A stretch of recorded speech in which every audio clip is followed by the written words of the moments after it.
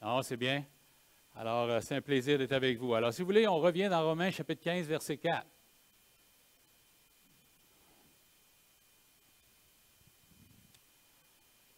Alors, Romains chapitre 15, verset 4. Tout ce qui a été écrit à l'avance a été pour notre instruction. Qu'est-ce qui a été écrit à l'avance? L'Ancien Testament. OK? On peut avoir la Pentateuque, on peut avoir les prophètes, on peut avoir les psaumes, les proverbes. Tout ce qui a été écrit, c'est pour notre instruction. Afin que, l'objectif de cela, par la patience, on a besoin de patience, et par la consolation que donnent les Écritures, nous possédions l'espérance. C'est pas beau ça? Alors ce matin, mon objectif avec l'histoire dans 2 Rois, c'est que vous puissiez partir d'ici avec l'espoir, avec l'espérance, que Dieu peut travailler dans votre vie, que Dieu peut vraiment vous délivrer. C'est l'histoire de la délivrance du peuple d'Israël. Alors si vous voulez tourner avec moi dans 2 Rois, à ce point-ci, 2 Rois.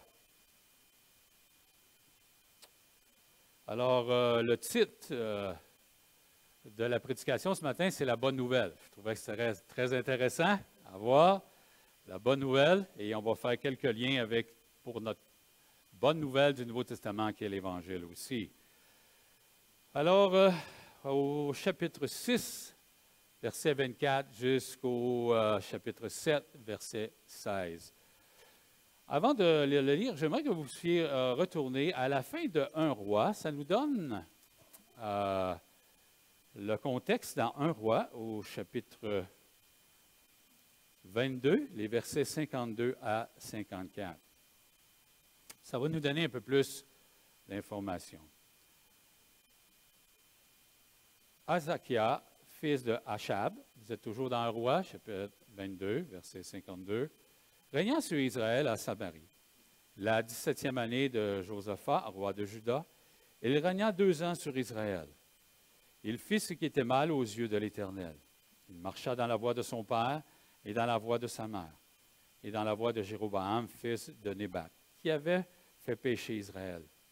Il servit Baal et se prosterna devant lui, et il hérita à l'Éternel et le Dieu d'Israël, comme avait fait son père.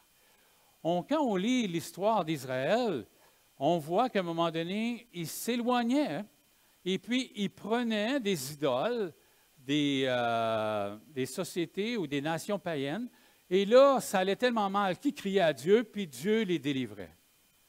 Et ce matin, on va voir la puissance de Dieu et sa miséricorde. C'est très violent ce matin, je vous le dis. Ça ne paraît pas, là, mais c'est assez violent. Je vais le lire. Après cela, Ben-Hadad, roi de Syrie, ayant rassemblé toute son armée, monta et assiégea Samarie. Il y eut une grande famine dans la Samarie. Ils la serrèrent tellement qu'une tête d'âne valait 24 cycles d'argent et un quart de cab de fiente de pigeon, 5 cycles d'argent. Et comme le roi passa sur la muraille, une femme lui cria, « Sauve-moi, ô roi, mon Seigneur. » Elle répondit, « Si l'Éternel ne te sauve, avec quoi te sauverai-je? Avec le produit de l'air ou du pressoir? » Et le roi lui dit, « Qu'as-tu? » Elle répondit, « Cette femme-là m'a dit, donne ton fils, nous le mangerons aujourd'hui. Et demain, nous mangerons mon fils. Nous avons fait cuire mon fils et nous l'avons mangé. » C'est quand même violent, là. Et le jour suivant, je lui ai dit, donne ton fils et nous le mangerons. Mais elle a caché son fils, et lorsque le roi entendit ces paroles de cette femme, il déchira ses vêtements en passant sur la muraille. Et le peuple vit qu'il avait en dedans un sac sur son corps. Et on voit la réaction maintenant du roi. Le roi dit que Dieu me punisse dans toute sa rigueur si la tête d'Élisée, fils de Shaphat, reste aujourd'hui sur lui. Or, Élisée était assis dans sa maison et les anciens étaient assis auprès de lui. Le roi envoya quelqu'un devant lui. Mais avant que le messager soit arrivé, Élisée dit aux anciens, « Voyez-vous ce que le fils d'assassin envoie quelqu'un pour m'ôter la tête? Écoutez, quand le messager viendra, fermez la porte et repoussez-le avec la porte.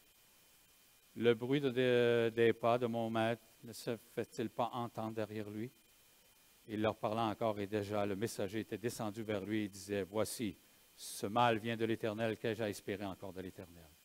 Élisée dit, écoutez la parole de l'Éternel. Ainsi parle l'Éternel. Demain à 7 heures, on aura une mesure de fleur de farine pour un cycle et 2 mesures d'orge pour un cycle à la porte de la Samarie. L'officier sur la main duquel s'appuyait le roi répondit à l'homme de Dieu, quand l'Éternel ferait des fenêtres au ciel, pareille chose arrivera-t-elle? Et Élisée dit, tu verras de tes yeux, mais tu n'en mangeras point. Il y avait à l'entrée de la porte 4 lépreux. Ils se dirent l'un à l'autre, quoi? Resterons-nous ici jusqu'à ce que nous mourons? Si nous songeons à entrer dans la ville, la famine est dans la ville, et nous y mourrons. Et si nous restons ici, nous mourrons également. Allons nous jeter dans le camp des Syriens. Et s'ils nous laissent vivre, nous vivrons. Et s'ils nous font mourir, nous mourrons. Ils partirent donc au crépuscule pour se rendre au camp des Syriens. Et lorsqu'il fut arrivé à l'entrée du camp des Syriens, voici, il n'y avait personne.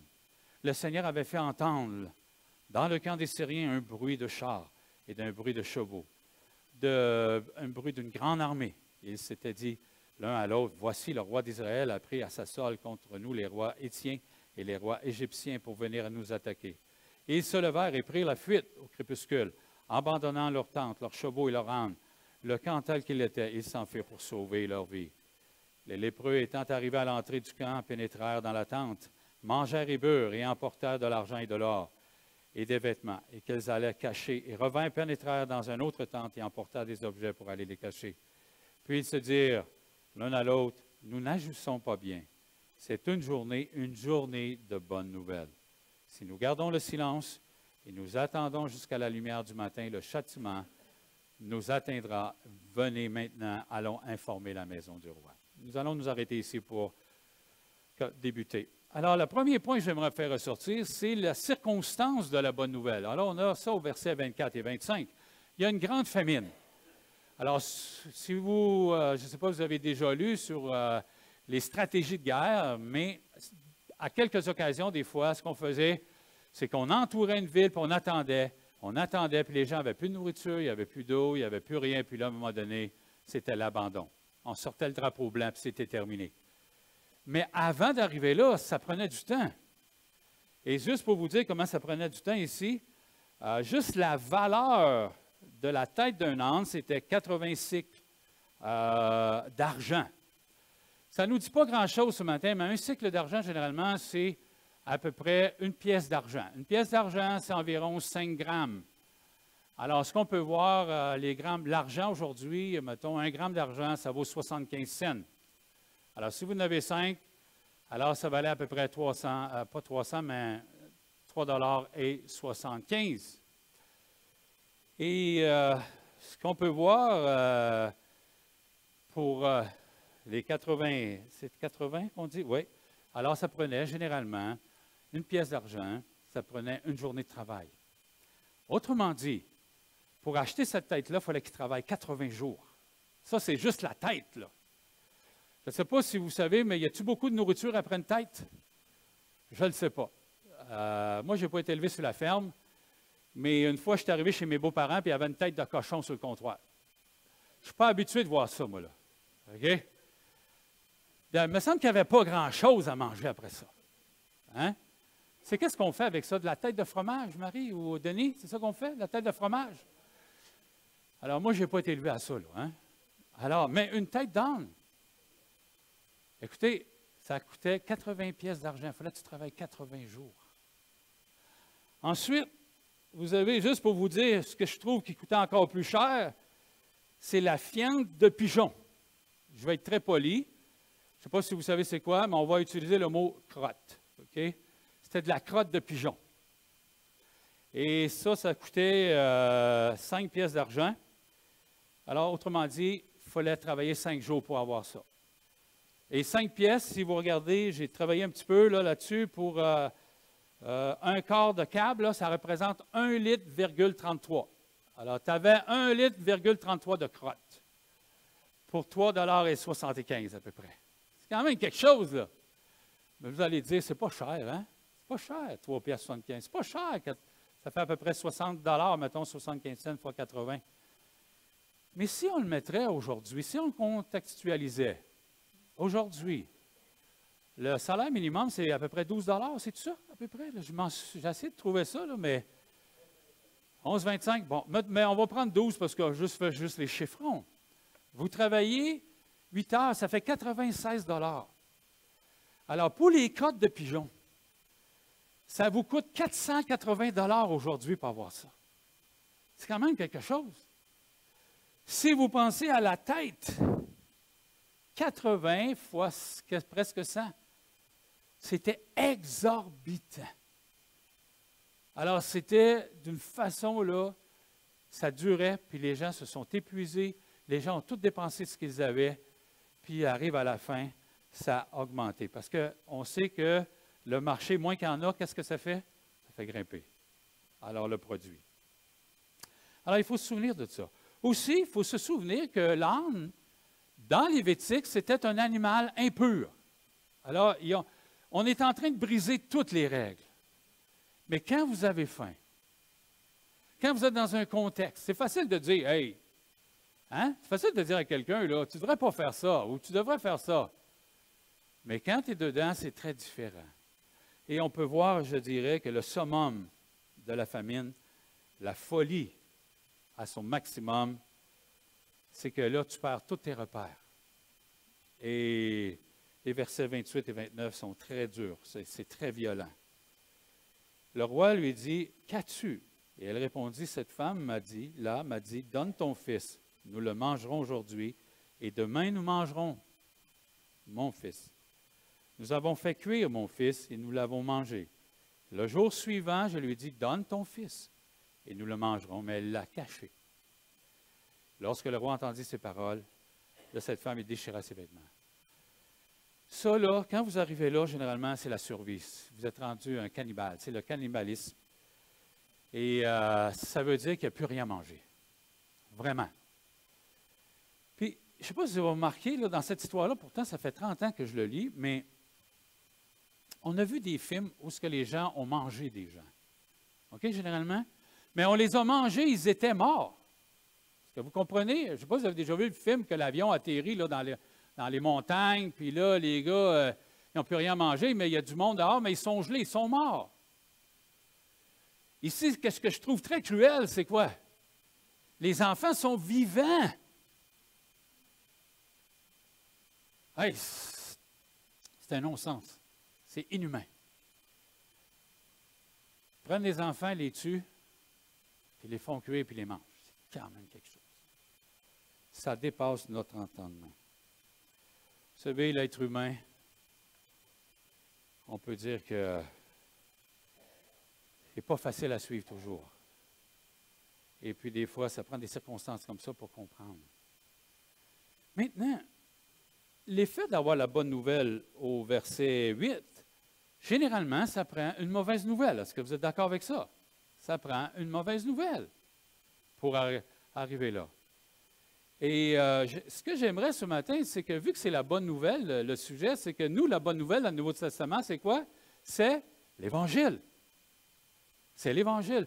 Alors, même ici, ce qu'on peut voir, c'est que la famine, il y avait une mauvaise... Là, les gens sont désespérés au maximum.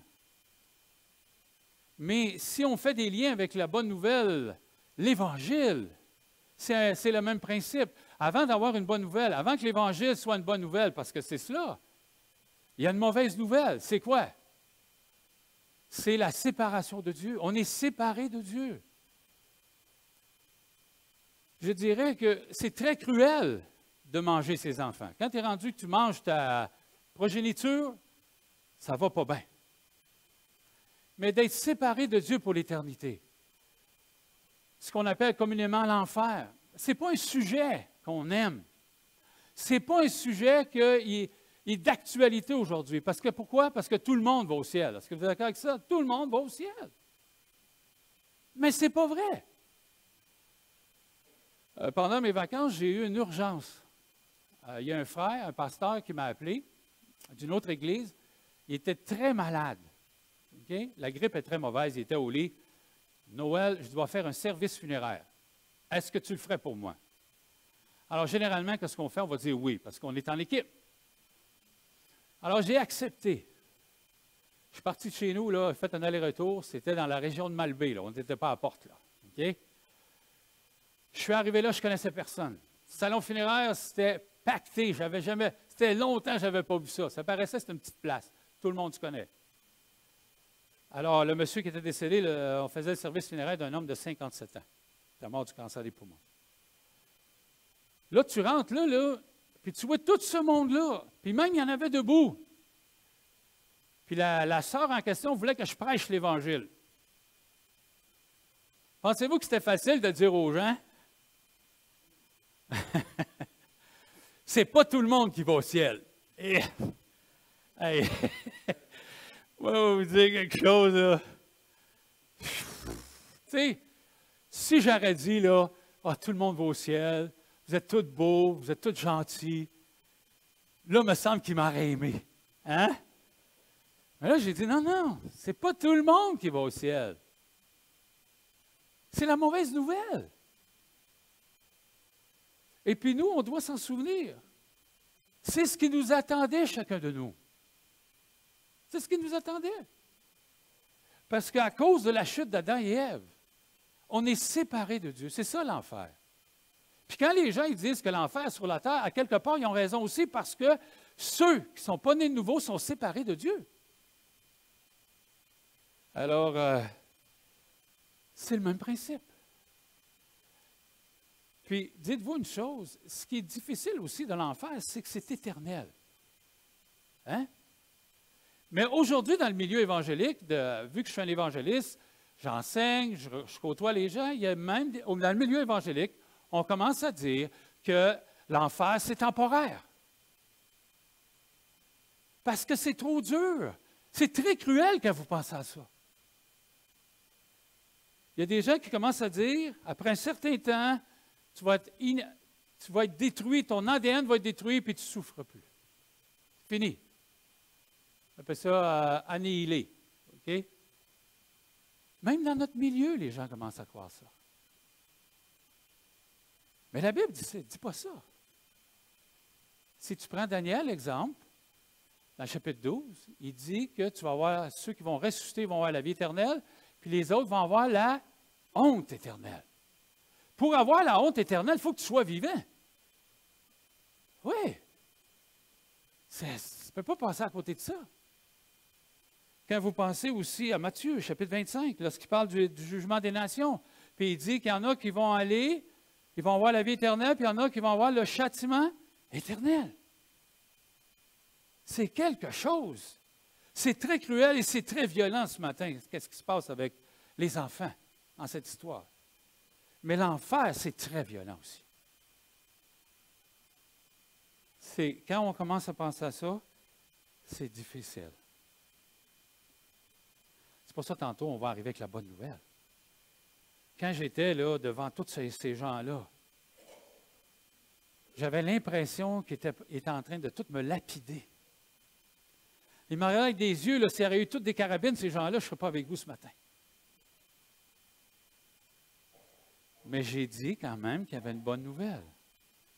J'ai dit, il y a un visiteur qui est venu du ciel, puis qui est venu régler ce problème-là. Et c'est Jésus. C'est Jésus. Encore une fois, comme le texte que j'ai pris, j'aime beaucoup le texte dans l'Ecclésiaste, au chapitre 7, le verset 2, qui dit « Vaut mieux être dans une maison de pleurs que dans une maison de rire ou de fête. » Okay? Car c'est la fin de tout homme. Puis c'est bon, puis je vais le vulgariser, c'est bon de prendre cela à la réflexion. Vous savez, tout le monde, c'est drôle, quand on se marie, on se prépare pour notre mariage. Quand on a des bébés, on se prépare pour recevoir nos bébés. On fait la chambre, on peinture, on fait tout ce qu'on achète, même les petits pyjamas, puis les couches, puis pas arriver encore, puis on a les couches. On est prêt. C'est drôle que la plupart des gens ne se préparent pas pour la mort. Ne se préparent pas. Il faut réfléchir à ce point-là. Alors, c'est la mauvaise nouvelle. Il faut avoir une mauvaise nouvelle. Maintenant, au chapitre 7, on a la description de la bonne nouvelle. Là, les gens, comment ils ont tellement faim, là. Mais on arrive au chapitre 7, le verset 3. et jusqu'à 9. Élisée, nous décrit qu'est-ce qui va arriver. Puis dans la même journée, là, il va se passer quelque chose où on va avoir de la farine et on va pouvoir manger. Le verset 3. Il y avait à l'entrée de la porte 4 lépreux. Ils se dirent les uns aux autres, quoi, resterons-nous ici jusqu'à ce que nous mourons? Puis là, ils se sont dit, ces gens-là, on n'a pas le choix. Si on y va, on meurt. Si on reste, on meurt. Mais on décide d'y aller. Puis là, ils sont arrivés. Et puis, ce qui est très intéressant, encore une fois, l'auteur de la délivrance, ce n'est pas les hommes. L'auteur de la délivrance, c'est le Seigneur. Si vous remarquez dans l'histoire, ce que je trouve ça très intéressant, il n'y a personne qui a prié Dieu pour ça. Mais on a vu dans l'introduction, puis on voit que, vous avez des psaumes, vous avez des textes, que Dieu va sauver son peuple. Et ici, le Seigneur délivre son peuple. Les Syriens étaient à la porte de la ville.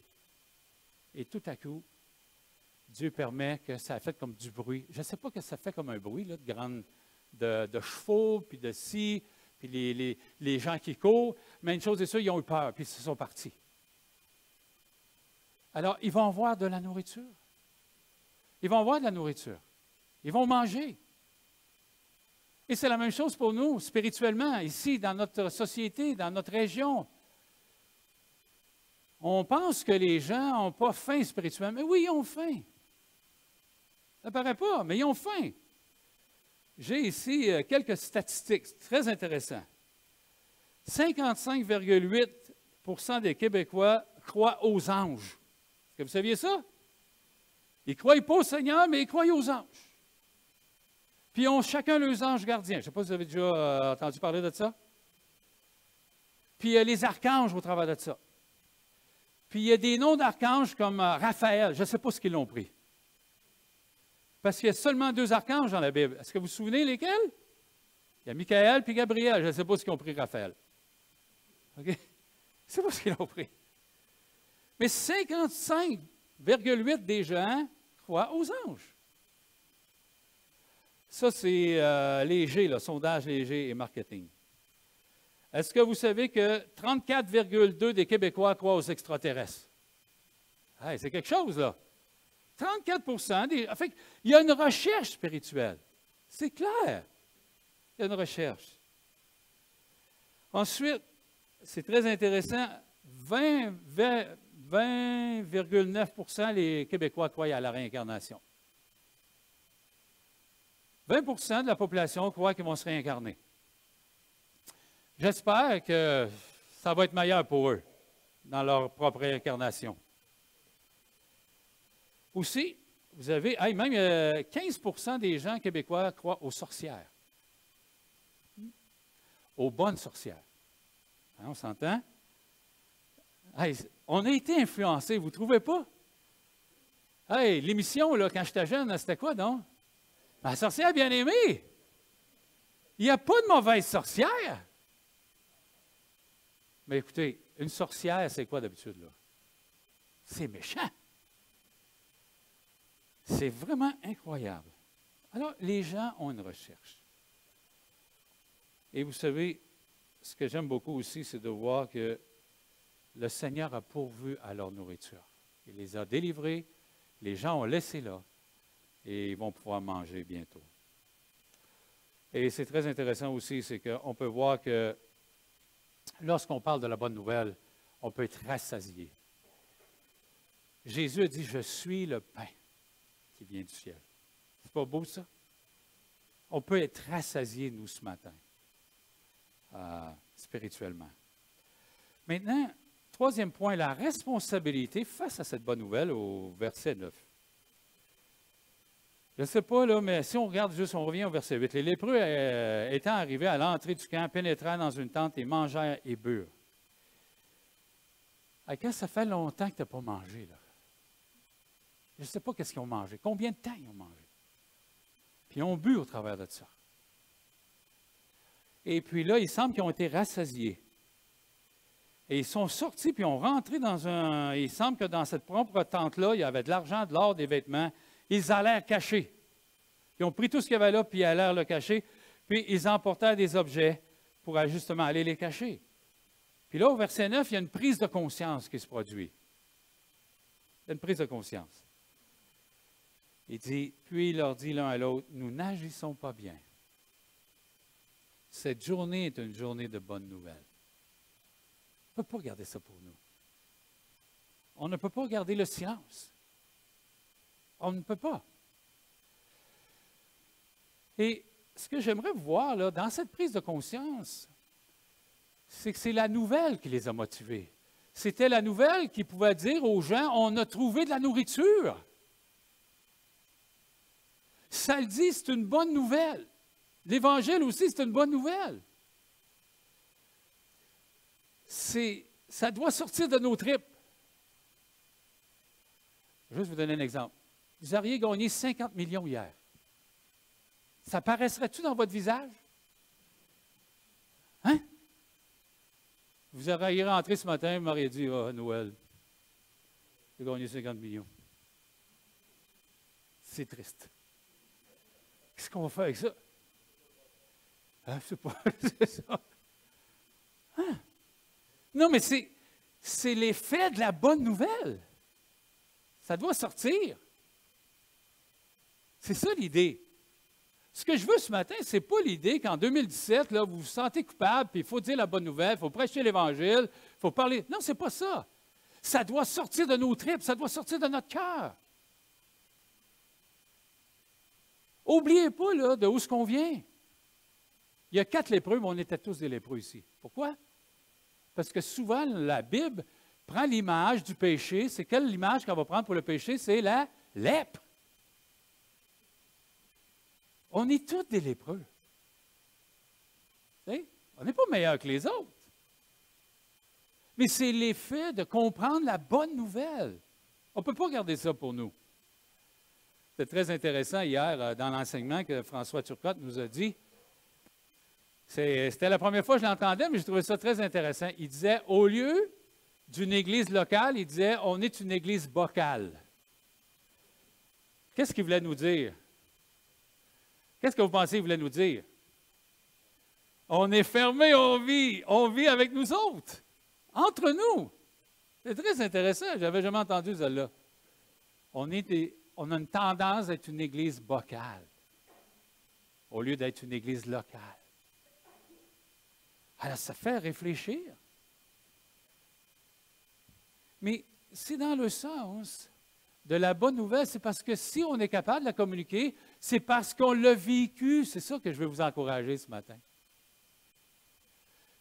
Si on l'a vécu, là, si on a compris qu'on était lépreux, si on a compris que c'était pire, l'enfer est pire que la famine, mais un jour ou l'autre, ça va sortir. On ne peut pas garder ça pour nous. On ne peut pas.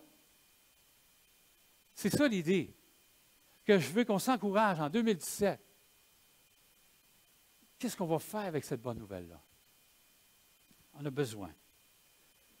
Et ce qui est très intéressant ici, c'est de voir que ça, là, on l'a, nous. Ce n'est pas parce qu'on est plus intelligent. Puis, d'une façon ou d'une autre, hein, si vous avez déjà écouté des commentaires ou lire des livres sur les sectes, c'est que généralement, les sectes, c'est très fermé. Ils ont une tendance que quelqu'un rentre dans la secte de couper cette personne-là de leur propre famille. Nous, c'est le contraire. Nous, on dit, va, rencontre ta famille, partage ce que Dieu a fait dans ta vie. C'est ça la bonne nouvelle. On ne veut pas être une église bocale, on veut être une église locale. Va, partage la bonne nouvelle. C'est ça l'idée. Alors, dans ce sens-là, c'est juste de se rappeler ce matin qu'on a cette bonne nouvelle-là. Je sais qu'on l'a tous. Vous le savez, ça. Mais de temps en temps, on l'oublie. De temps en temps, on a vécu des mauvaises expériences, mais j'aimerais, de temps en temps, on n'a pas vu le fruit. Puis ce que j'aimerais ici, c'est le 4e point. Ce qu'on peut voir, le 4e point, c'est quoi? C'est que les faits qu'ils ont partagés, le peuple a pu manger. C'est pas beau, ça? C'est pour ça que les gars, ils ont eu une prise de conscience. Hein, ils mangeaient, puis ils mangeaient, puis ils mangeaient, puis là, les autres savent qu'ils sont en train de mourir. Là, on dit, hey, non, non, non, il faut faire quelque chose. Il faut aller voir, il faut le dire, il faut le partager. Vous savez, je dirais que une des belles conséquences de partager l'Évangile, premièrement, c'est de voir que les gens comprennent que Jésus, la bonne nouvelle, c'est une personne, c'est un plan de sauvetage qu'il a fait pour l'humanité, puis que là, tu peux t'approprier ce plan de sauvetage-là. Mais la beauté de cela, c'est que la vie des gens change. Alors, regardez-vous là. Pensez comment vous étiez il y a 30 ans, pour les plus vieux. Pensez aujourd'hui, il y a 15 ans, 10 ans, 5 ans, 1 an. Souvenez-vous, la première semaine que vous avez compris l'Évangile, qu'est-ce qui s'est passé dans votre vie? Hey, si vous auriez eu des ailes, qu'est-ce qui aurait arrivé? Vous auriez volé. On était tellement excités par la bonne nouvelle. Tellement excités. Ah, vous avez eu des changements dans vos vies. On n'est pas arrivé. Okay? Vous êtes d'accord avec ça? Moi, quand je me regarde dans le miroir, encore, je ne suis pas arrivé. Mais il y a des choses que je ne fais plus, du moins. Ça ne paraît pas, là, mais je ne veux pas que vous ayez peur de moi après que ce que je vais vous avoir dit, mais j'étais un voleur. OK? Alors, si vous me prêtez votre char, il n'y a pas peur, je vais le ramener. Il n'y a pas de problème avec ça. OK? Mais je ne veux plus voler aujourd'hui. Je ne veux plus faire ça. Et vous, c'est la même chose dans vos vies. Souvenez-vous de où vous venez. C'est qu'on oublie souvent de où on vient. On oublie les circonstances dans lesquelles on était. Puis on pense qu'on est arrivé à quelque part. Et c'est ça qui fait que des fois, on oublie la bonne nouvelle. C'est important de réaliser ça. Avec Roger, vous savez, Roger est venu avec moi en Abitibi il y a quelques mois, et puis on a prêché l'Évangile, puis le monsieur a fait profession de foi. Et puis, on a gardé le contact, puis une des choses qu'il y avait, il avait peur tout le temps. Il dit, si je mange, je ne sais pas si je suis sauvé. Si je mange, je ne sais pas si j'ai essayé de faire de... Il comprenait que Jésus était le Seigneur, il comprenait que Jésus était le Sauveur, mais il avait peur qu'il n'avait, encore une fois, pas fait assez. Vous le comprenez? Hein, on le comprend, il n'avait pas fait assez.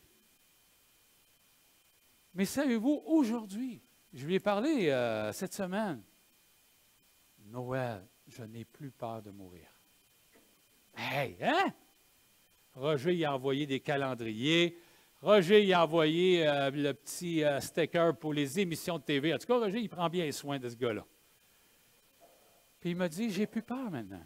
J'ai confiance que si je meurs, je vais avec Jésus. Pas parce que j'en ai pas assez fait ou quoi que ce soit, c'est lui qui m'a sauvé. Ça fait toute la différence. C'est toute la différence. Et une des choses que je voulais vous dire ce matin, c'est que souvent, le salut, la bonne nouvelle, on pense que c'est juste le jour de notre salut. On pense que, bon, j'ai été sauvé, on comprend tout ça, on va au ciel, pas parce qu'on est bon, pas parce qu'on lit la Bible, pas parce que... Mais on comprend que c'est par Jésus. C'est lui le Sauveur, c'est lui le Seigneur. Mais on dirait qu'un coup qu'on a passé cette porte-là, on oublie tout ça. Pourtant, il nous a délivrés de l'enfer. Est-ce que vous ne pensez pas que Jésus peut vous délivrer de ce que vous vivez aujourd'hui? C'est ça l'Évangile qui est vivant. On dirait qu'on accepte le Seigneur, on est tout feu, tout flamme, ça roule, puis on est content, puis on a passé la porte du salut, mais on dirait qu'après, Jésus ne peut plus rien faire. Puis là, on commence à faire nos affaires tout seul. Puis là, on dit ça, on essaye, puis on a plein de trucs, puis on dit, regarde, ça, je vais faire, puis tu sais, ah, il a dit qu'il a pris soin de moi, mais il dit ça, mais je vais faire telle chose pour être sûr. C'est quand même quelque chose, là. Jésus peut vous délivrer de ce que vous vivez aujourd'hui. C'est ça l'Évangile. Il nous a pardonnés de nos péchés. C'est ça l'Évangile, 1 Corinthiens, chapitre 15, verset 3. Il est mort pour nos péchés. Cette déclaration fait que la dette a été payée. On est délivré. Pourtant, plusieurs d'entre nous, on pêche, puis là, on vient tout croche, puis on veut mourir. Qu'est-ce qu'on devrait faire? Si l'Évangile est vivant, qu'est-ce qu'on devrait faire aujourd'hui? Dis, Seigneur, pardonne-moi. Tu es mort pour ça. Ben non, ce qu'on fait, c'est qu'est-ce qu'on fait généralement? On se sent coupable. On fait de l'apitoiement. On se dit, pauvre de moi. Je ne suis pas gentil. Hein? C'est ça qu'on fait. On se fait une auto-flagellation. Mais non, qu'est-ce que l'Évangile ferait? Qu'est-ce que l'Évangile a fait le premier jour de ta vie? Elle t'a pardonné tous tes péchés. Hey, c'est pas une bonne nouvelle, ça, c'est la bonne nouvelle. Je suis un pécheur. Il faut se souvenir de où on vient. Je suis un pécheur gracié. Je ne suis pas meilleur que les autres de l'extérieur. On est juste gracié. Le problème, des fois, c'est qu'on pense qu'on est arrivé à être bon. D'accord avec ça? On pense qu'on est arrivé à être une bonne personne. On fait peut-être une bonne action, mais on est loin d'être une bonne personne. Moi, je dois vous avouer, je suis tellement pécheur, là. J'ai besoin de Jésus tout le temps. Quelqu'un me demande un service. Qu'est-ce qui se passe dans ma tête? Je suis pécheur! C'est quoi? Ayez pas peur, dites-le. Pas plus, puis qu'est-ce que ça va me rapporter? Je suis méchant, là! Confession d'un pasteur devant vous ce matin. Hein? J'espère que vous allez me parler pareil après, là. Mais c'est ça pareil, on est une gang de pécheurs. Mais graciés. Vous comprenez ça? Graciés. Et ça, c'est libérant quand vous êtes capable de dire, je suis encore un pécheur. J'étais pécheur avant de connaître Jésus, qui c'est mon Seigneur, mon Sauveur. J'ai été gracié par lui, je crois qu'il m'a sauvé, mais j'étais encore un pécheur. Pour l'instant. Mais un jour, ça va être fini. Hey, on va voir de cette journée-là. Moi, là, c'est quand le Seigneur va dire, Noël, fais ça, je vais y aller tout de suite. Là, il me parle aujourd'hui, fais ça. Pas sûr, Seigneur, je n'ai pas le temps vraiment. Mais on a plein. L'Évangile est encore vivante aujourd'hui, même après 30 ans, 35 ans, 40 ans. L'Évangile, il m'a pardonné mes péchés, mais l'impact de ça, la conséquence de ça aujourd'hui, si je veux vivre l'Évangile, il va me pardonner encore aujourd'hui. Moi, c'est rassurant. J'aime ça. Ça me rassure. Je n'ai pas envie de mourir quand on croit ça, là. Est-ce que vous comprenez? Puis je le sais que je ne serai pas gentil demain encore. T'es grave, toi, Noël, de penser comme ça. Bien, c'est pas que je suis grave, je suis un pécheur. Je veux juste être de vous dire, puis qu'on est dans une réalité. Il n'y a pas un péché que Jésus ne peut pas vous pardonner aujourd'hui. Est-ce que vous savez ça encore? Pas un péché. Pas un péché. Puis, comme on a vu dans l'histoire, l'Évangile nous délivre aussi. Jésus nous accompagne. On pourra regarder plein de versets ce matin. Mais Jésus est là, puis il nous accompagne. Mais on vit comme s'il ne serait pas là. Et ça nous amène dans des découragements. Ça nous amène dans des désespoirs. C'est pour ça que j'aimais ça, lire le premier verset dans Romains 15. Je voudrais ce matin, quand vous allez partir, que vous allez avoir de l'espoir. Cette semaine. On vit toutes sortes de choses. Je les vis comme vous. J'arrive de vacances. Puis je rentre dans mon travail, qui est le ministère, mais le premier jour, c'était, j'en ai vu de toutes les couleurs, première journée. Hein? C'est pas juste à Victo, c'est partout, là. On est toute une gang de pêcheurs ensemble, là. Hein, je suis arrivé à Beauport, là, puis ils m'attendaient, eux autres aussi. On s'attend toutes. Hein? Eh, mon ami. Un peu plus, j'ai dit, je vais reprendre des vacances, je pense. Je vais revenir dans un mois. Je me le dirai. Mais voyez-vous, ce qui fait la différence, c'est que l'Évangile est encore vivant aujourd'hui. C'est vivant. Ce n'est pas statique. On n'a pas été sauvés, bang, une journée, c'est fini. C'est vivant. C'est à chaque jour qu'on peut vivre la délivrance de l'Évangile. Chaque jour, on peut voir les conséquences positives dans notre vie. Alors, ce matin, j'espère que vous allez partir d'ici, vous allez être encouragés. Encouragés. De dire, l'Évangile est encore là aujourd'hui. Elle peut m'aider. Le Seigneur Jésus, il va me délivrer encore. Et c'est pour ça qu'on va prendre un temps de prière maintenant. Prendre un temps. Alors, priez fort, priez court pour qu'on puisse vous entendre. Soyez bien à l'aise. Et ensuite, je vais inviter les musiciens pour la louange ce matin.